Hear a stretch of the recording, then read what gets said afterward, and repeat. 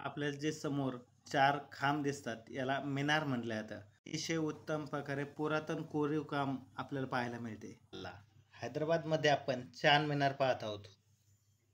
चार मिनार याची जी बनावट आहे याच्यासाठी कोणत्याही प्रकारचा दगड वापरला गेलेला नाहीये आणि याच्या शेजारी एक मक्का मस्जिद आहे, त्याला मिट्टी वापरलेली नाही असं म्हणलं जातं. आणि तुम्ही जर हा चार मिनार पाहिलं, अतिशय उत्तम प्रकारे असं कोरीव काम केलेलं आहे.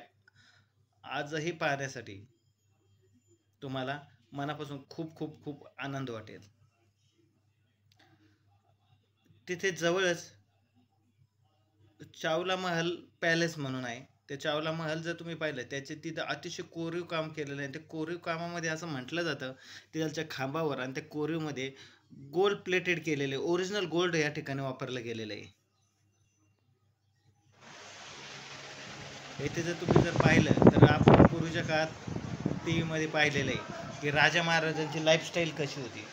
तर आपल्याला असं वाटतं टी व्हीमध्ये पाहताना की हे टी व्ही पुरते अति दाखवत असेल, पण नाही. इथे ज्यावेळेस समक्ष पाहिलं ना, खरोखरच तिथलच्या राजा लोकांची लाईफस्टाईल खूप छान होती. त्यांनी वापरलेले सगळ्या प्रकारचे भांडे, त्यांचे हत्यार, त्यांच्या वेगवेगळ्या प्रकारच्या बंदुकी, त्यांनी वापरलेले वेगवेगळ्या प्रकारच्या तलवारी, त्याबरोबर कोपरी हत्यार, असे वेगवेगळ्या प्रकारचे हत्यार आपल्याला या ठिकाणी पाहायला मिळतात.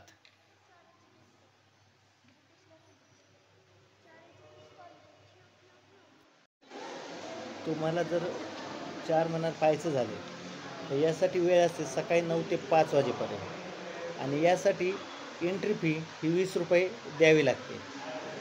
त्याबरोबर त्याच्या शेजारीच चावला महाल पॅलेस म्हणून आहे, हे पण 10 ते 5 या वेळेत ओपन असतात. इथे मात्र एंट्री फी 50 रुपये एका व्यक्तीची भरावी लागते. आपणास खूप पहिल्या काळातील कार पाहायला मिळतील.